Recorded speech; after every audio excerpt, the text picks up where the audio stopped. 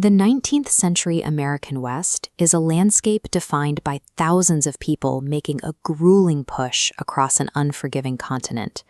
This era demanded a heavy physical toll. Ordinary families walked thousands of miles through harsh winters, relying entirely on the slow, plodding strength of ox-drawn wagons to reach the unknown. Long after those trails ended, the frontier survived in the quiet habits of people like Sarah Diantha Hanchett Gardner. In her 70s, living on a ranch in Arizona, she was a stocky grandmother who strictly required a cup of tea at every meal and needed her grandkids to set out a wooden chair to climb into a wagon. She had spent a lifetime in the path of frontier violence, yet she remained famously jolly and generous, proudly identifying to her neighbors as Pennsylvania Dutch. Diantha's life offers a glimpse into how a person endures those turbulent decades and emerges with her warmth and her sense of self entirely intact. In the 1840s, Nauvoo, Illinois was the center of an escalating religious conflict. Intense persecution of early Mormons reached a breaking point with the 1844 assassination of their leader, Joseph Smith. While historians track the political fallout, 8-year-old Diantha remembered sitting on Smith's knee in her living room while her father, a shoemaker, crafted fine leather boots for him. The terror of that year was visceral and local. She watched her great-uncle stand guard by the family chimney for hours, a physical barrier against the threat of the mobs. At 13, Diantha lived through the aftermath, a deep gloom that fell over the city, and the sound of folk songs about houses burning and families left in the woods. During the collapse that followed, her father managed to provide food for 40 different families while the men were away attempting to defend their property. The specific details of that time, the smell of leather in the shop and the sight of her parents feeding their neighbors, remained more vivid to her than any broad political date.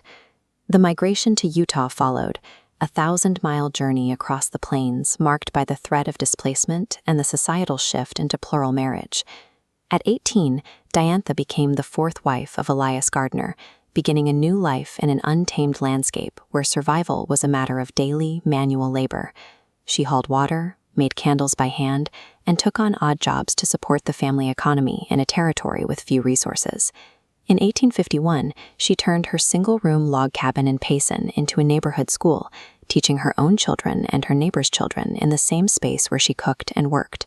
In these primitive spaces, domestic labor and education became the primary infrastructure of the community, turning temporary shelters into permanent settlements. Decades later, federal crackdowns on polygamy forced Diantha's family to move again, seeking refuge in the southern Arizona desert. Life on the Arizona homestead was defined by a different kind of fragility, symbolized by a beautiful wax doll that hung on her daughter Susan's wall. Diantha's niece, a motherless girl named Bertie, secretly took the doll down to play. When a sudden pounding on the wall startled her, the doll fell and its wax legs shattered. Bertie confessed, and as Susan prepared to punish the girl for the accident, Diantha intervened. She told her daughter that a child who voluntarily tells the truth should not be punished, especially a child growing up without a mother. In a life marked by forced moves and external pressures, Diantha prioritized the emotional dignity of her family over the preservation of a prized possession. By 1902, Diantha was living in St. David, Arizona, far from the mobs of her childhood, resting in a comfortable room of her own. Her grandchildren walked beside her to steady her steps and sat with her at the table to write letters to her son, Nathaniel. At 71, she fell into a peaceful sleep and passed away without pain, surrounded by the multi-generational family she had spent 50 years building.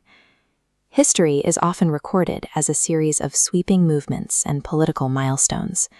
But the survival of Sarah Diantha, a woman who saw the prophet's face, crossed the plains, and died peacefully after her morning tea, is a record of the endurance required to remain kind in a chaotic world.